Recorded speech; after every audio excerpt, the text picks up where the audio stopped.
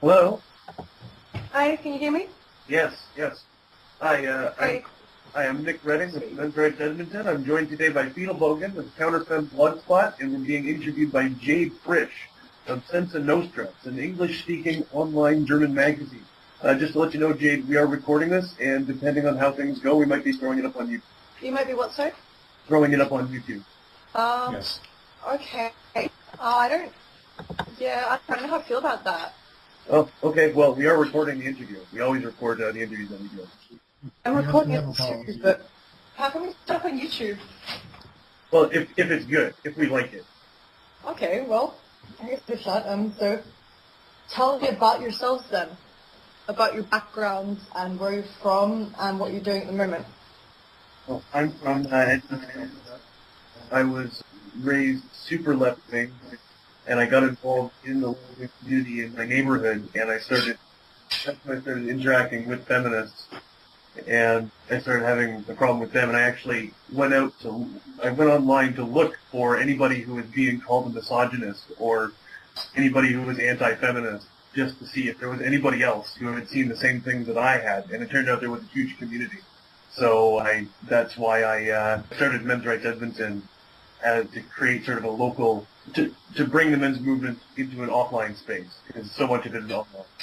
So that's what I'm doing. Cool. And when did you first feel the things the feminists were saying were ridiculous or victimizing a man? Were ridiculous at which? When did you start feeling that they victimized you as a man, or that they need to have counter-arguments put out in the open? Well, it wasn't me specifically. It was a friend of mine who had, he was living with a bunch of the guys who were in the feminist community, and he made up with one of their girlfriends one night. And so the guy whose girlfriend cheated on him decided that my friend had gotten this girl drunk and taken advantage of her. And he told all the guys, and they all implicitly believed it without even talking to him, and they threw him out of the house. And that just sort of confirmed all the things that I had seen people, that it was very Orwellian group thing, that all you have to do is, it doesn't even have to be a woman, it can be a man making the assertion or the accusation that a man has harmed a woman somehow, and everybody is lining up to believe it and just to tar and feather this guy. Yeah, okay. So can you tell me Orwellian, how you find it Orwellian? Yeah, like I said, there's absolutely no questioning when someone tells you that a man is harming a woman. You don't think about it, you just react. The same way in George Orwell's 1984. If someone tells you that someone is a traitor, if someone makes the accusation, well, the accusation is the evidence. That's all you need. Yeah. No. So, but you don't feel that is reciprocated for a man accusing a woman or a man accusing another man? No, if a man accuses another man, it's not just, it's about that particular crime. If someone gets accused of murder or theft, people are like, okay, do we have the evidence? Can we prove that he's actually guilty of this? But in cases of domestic violence or sexual assault or even just unwanted comments or anything like that, people don't even want to consider whether or not the accusation is accurate. They just want to believe it, and they want to act on it in the harshest way possible. Are there any other issues like that you feel are particularly in favor of women? Or is that the main example you'd cite?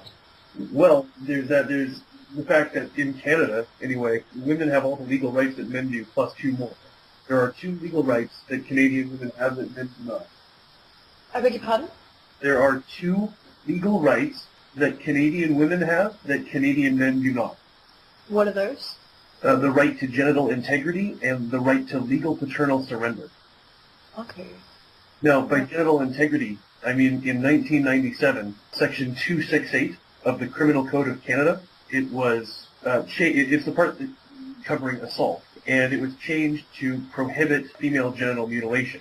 And I think that's good. I think it's good that girls are being protected. But what isn't good is that it's only protecting girls. That's illegal to have a law. First of all, it's illegal to have a law that favors one gender. And secondly, there are all kinds of terrible things associated with male circumcision as well. I'm not going to get into the argument over which one is worse. Well, I might. But it doesn't matter which one is worse. It's pretty bad, and sometimes babies can die from it. I mean, I don't see why we wouldn't have a law protecting male infants as well, unless boys just don't matter as much. You're talking about the lives of infants, and people just don't care. They don't care. Before I did the men's rights stuff, I was just an intactivist. That's it. I was just working on male circumcision. And I stood on a street corner in a shirt that said, "Foreskins are awesome." And we handed out literature about all the possible trauma that can come from infant circumcision. And if you want to see people do mental gymnastics to not give a fuck about an infant, tell them it's a boy. Tell them it's a boy. They won't care. What sort of literature do you draw on? What sort of literature do I draw on? Yeah, for the ideas of your movement, and specifically the, to oppose male circumcision. Well, there was, it's been a long time. I used to have literature on hand. I had a few instances of actual death resulting from routine infant circumcision, and I had a long list of possible defects. Like I said, I used to work with the circumcision thing a lot more. Then I just started getting focused on men's rights as a whole, because you can't deal with that problem until you deal with the apathy towards men first. Yeah. Do you believe that there are any things in society where women don't have equal rights to men, as in like where women have lesser rights than a man would? Nope. I can't think of a single right that a woman does not have that a man does. Are you speaking legally or in terms of how society, portrays genders and roles? Well, if the way society portrays genders and norms isn't a question of rights, right? Mm-hmm. When people ask me why I'm a men's rights activist, I have two legal rights that I can point to. Like I said, the legal paternal surrender and genital integrity. But there are all kinds of other issues surrounding men that are not a question of right. Okay. Do you think that the historical feminist movement has had any necessity, any worth that it had to happen, or do you think that it was put in place to victimize the men? I don't think it was put in place to victimize men. I don't think that's the express purpose. I think it's just a byproduct. I think the historical women's movement was put in place to increase the power of women, to be very succinct about it. Yeah. Why do you think that? Well, can you make the case that feminism is not about increasing the power of women? I suppose it's increasing it to the point that men had it at the time in terms of equality with things like money and being able to vote. Yes, but still, those things are increasing the power of women. And I would contend that feminism as a whole is the project to increase the power of women. Do you not believe in equality? Now, I beg your Do pardon? you not believe in equality? Okay, equality is an abstraction. The concept of equality, the way people use it in a semantic way, is like an intellectual candy bar. I prefer not to throw that word around unless we can break it down into something more concrete. But getting back to what I said a minute ago about the power of women, in some ways it could be argued that that project is laudable, but the way I see feminism is that feminism is simply like a blind machine or device to increase the power of women clear across the board, irrespectively in any way and every way. And it is an infinite game with no particular end game and a constantly moving set of goalposts. So it's a machine that has no off switch. Mm-hmm. How did you come to that conclusion? By study and observation over approximately the last 10 years. What have you studied? Anything and everything. I've read books, I've listened to the news, I've talked to people. The world is one big, huge library with many information streams, and I tap into all of them as much as I can. What do you think about other issues of, I know you don't want to use the word equality, but things like, racism and that? How do you feel about these things? Racism is not an issue which is germane to the present discussion. The present discussion is about feminism and, more broadly, men and women, but racism just doesn't factor into it. Although I will say that all men are men, and men come in all colors and all races, if that addresses your question. Yeah, I mean, when we went to a rally in Toronto, and we had a bunch of Bash backers, they came up and they were chanting, "Racist, sexist, anti-gay, MRA, go away." And I don't understand where people are coming from when they somehow try to tie race into what we're talking about. And It's particularly bothersome because, okay, we were there in Toronto to bring attention to one of the big problems we were there to bring attention to was the incredible disparity in suicide rates in terms of men committing suicide, 3 to 5 times more frequently than women. And if you do some research on our movement, you'll find out about Earl Silverman. He ran the only men's domestic violence shelter in Alberta or in the country, and he hung himself. And if the name doesn't spell it out for you, Earl Silverman was Jewish. And 2 days before I found out that he hung himself, I found out that a friend of mine that I went to high school with, who was black, also killed himself. So in 1 week, I had a black friend and a Jewish colleague killed themselves. And I go to a rally to talk about men committing suicide, and I get a bunch of people showing up calling me racist. I really don't appreciate that. Yeah, understandably. Do you think that grouping men and women into different groups is helpful when it comes to empowering either group? It depends. I mean, if you're talking about kids, I think there is something to be said for maybe separating boys and girls at a young age helps because they do overall have different learning styles. And that's not to say that every single boy will conform to what every other boy is doing, or that every single girl will. But for the most part, boys and girls do learn differently.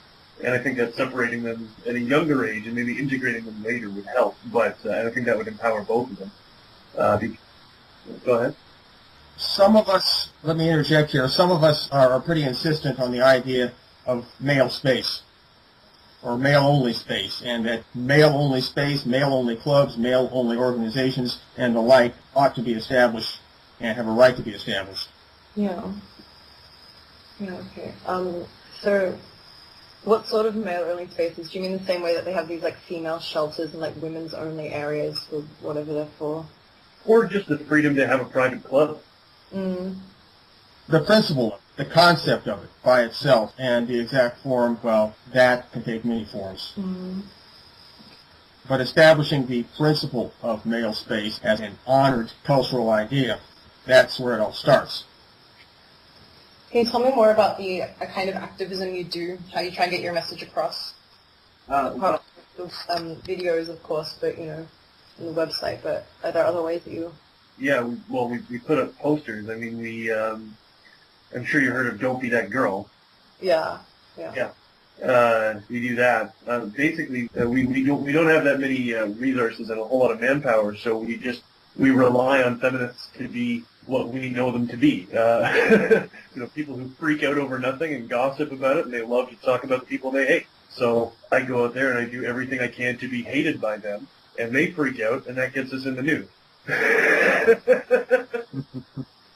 Sure. Works like a charm. How many people are involved in your organization? Well, it's, again, whether or not it's even an organization is tenuous, because we're not all that organized. Do you mean his own organization there in Edmonton, or just the movement as a whole? Yeah, I suppose the movement as a whole would be hard to say, just in Edmonton then. Well, just in Edmonton, again, there are people who they are concerned about the things that are happening to men, but they don't appreciate our tactics or our very strong anti-feminist stance, so they like to be distanced from us. But there are some people, because there are other groups that try to deal with things without being anti-feminist. But there are some people in those groups that kind of bleed over, they sympathize with us. Like, when I started the website, all I wanted to do was just draw other MRAs to me. And I was very insistent that we weren't a group, it was just a website. But then the other guys who came and started contributing to the website, they were like, no, we're a group, we're calling ourselves men's right then. So, again, it's hard to say how many people are in the group, because whether or not there's a group is hard to say. Yeah, I saw you've got one in Sydney as well. Are there any other cities? Calgary, Dublin, I believe, they're starting one up in Dublin. Vancouver, Seattle. There are groups out there, they're sprouting up like mushrooms. And actually, yeah, I heard of... Yeah. In India, it's huge. Yeah. It's 100,000 plus They're years ahead of us. In India, yes. Why do you think it's so well received in India? Because we've been hearing for years about how particularly bad women in India have it, and after seeing all the propaganda about how bad women in the Western world have it, I think that's all it is. I think it's just bluster. I think there's terrible things that happen to both men and women in India, and I think that feminist propaganda does what it always does. It takes what's happening to women and makes it the only atrocities out there. And so, and that thrives in a culture that's already disposed to obsessing on the well-being of women. Because, of course, if you're obsessed with the well-being of women, you're never going to see women as having enough. So people are going to eat up feminist dogma about women not having it. And in a place like India, I think is right for that. Well, in the long run, it's unsustainable. Yeah, so because it's so big in India, the men's movement is so big in India because the feminist movement is so big in India. Okay. Do you feel like, can you agree with men's rights activists who are pro-feminist, or do you think they're doing it wrong, or that they're not involved enough in their own rights? I beg your pardon. Do what? They are feminists? pro-feminist. Oh, pro-fem. Well, that's like a square circle. No such thing. I can't think of any pro-feminist MRAs who are doing a lot, really.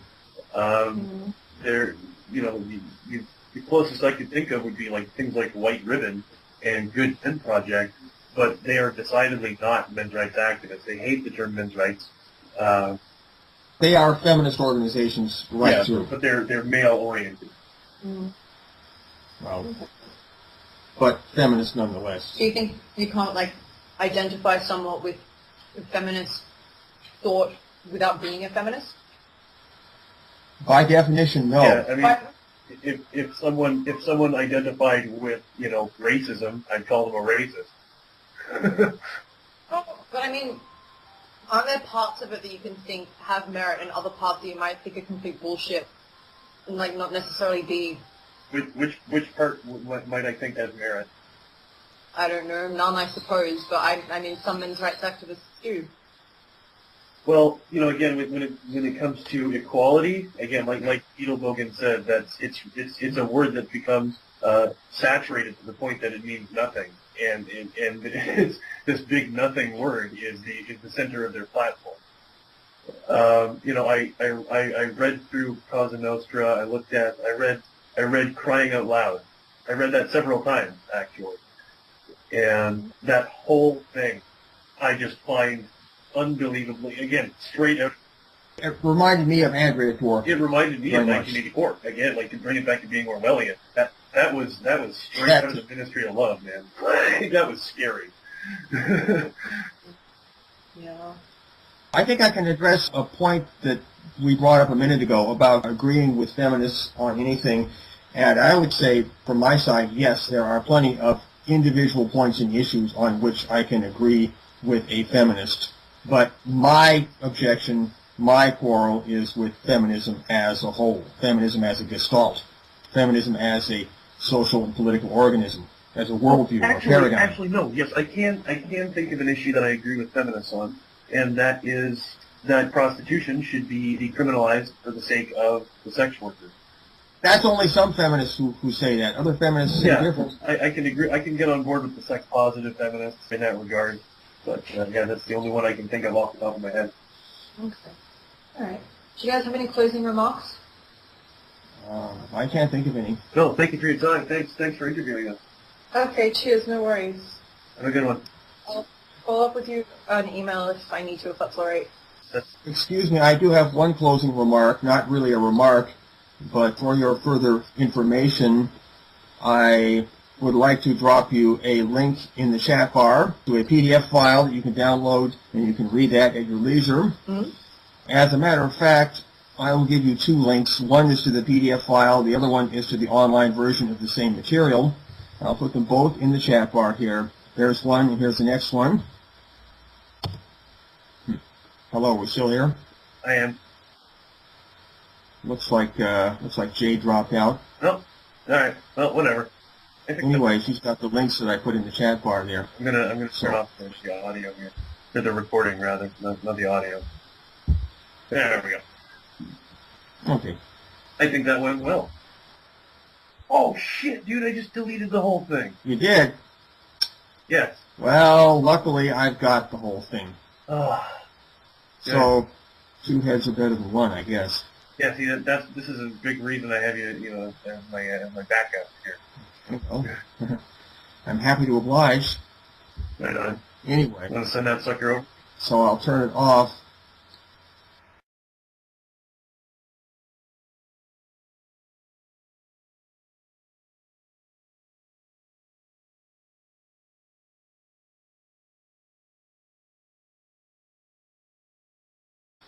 Okay, well, I guess the shot. So tell me about yourselves then, about your background and where you're from and what you're doing at the moment. Well, I'm from I was raised super left-wing, and I got involved in the community in my neighborhood, and that's when I started interacting with feminists, and I started having a problem with them, and I actually went online to look for anybody who was being called a misogynist or anybody who was anti-feminist, just to see if there was anybody else who had seen the same things that I had, and it turned out there was a huge community. So that's why I started meeting the guy whose girlfriend cheated on him. Decided that my friend had gotten this girl drunk and taken advantage of her, and he told all the guys, and they all implicitly believed it without even talking to him, and they threw him out of the house. And that just sort of confirmed all the things that I had seen people, that it was very Orwellian group thing, that all you have to do is, it doesn't even have to be a woman, it can be a man making the assertion or the accusation that a man has harmed a woman somehow, and everybody is lining up to believe it and just to tar and feather this guy. Yeah, okay. So can you explain Orwellian, how you find it Orwellian? Yeah, like I said, there's absolutely no question rights Edmonton to create sort of a local, to bring the men's movement into an offline space, because so much of it is offline. That's what I'm doing. Cool. And when did you first feel the things the feminists were saying were ridiculous or victimizing a man? Were ridiculous at which? When did you start feeling that they victimized you as a man, or that they need to have counter-arguments put out in the open? Well, it wasn't me specifically. It was a friend of mine who had, he was living with a bunch of the guys who were in the feminist community, and he made up with one of their girlfriends one night, and so when someone tells you that a man is harming a woman, you don't think about it, you just react. The same way you in George Orwell's 1984. If someone tells you that someone is a traitor, if someone makes the accusation, well, the accusation is the evidence. That's all you need. Yeah. No. So, but you don't feel that is reciprocated for a man accusing a woman or a man accusing another man? No, if a man accuses another man, well, it's not just, it's about that particular crime. If someone gets accused of murder or theft, people are like, okay, do we have the evidence? Can we prove that he's actually guilty of this? But in cases of domestic violence or sexual assault or even just Hello? Hi, can you hear me? Yes. I am Nick Redding with Men's Rights Edmonton. I'm joined today by Fidelbogen with Counterfem Blogspot, and we're being interviewed by Jade Frisch of Sensa Nostra. It's an English-speaking online German magazine. Just to let you know, Jade, we are recording this, and depending on how things go, we might be throwing it up on YouTube. You might be what, sorry? Throwing it up on YouTube. Yes. Okay. I don't know how I feel about that. Oh, okay. Well, we are recording the interview. We always record the interviews on YouTube. I'm recording it on YouTube, but how can we put it up on YouTube? Well, if it's good, if we like it.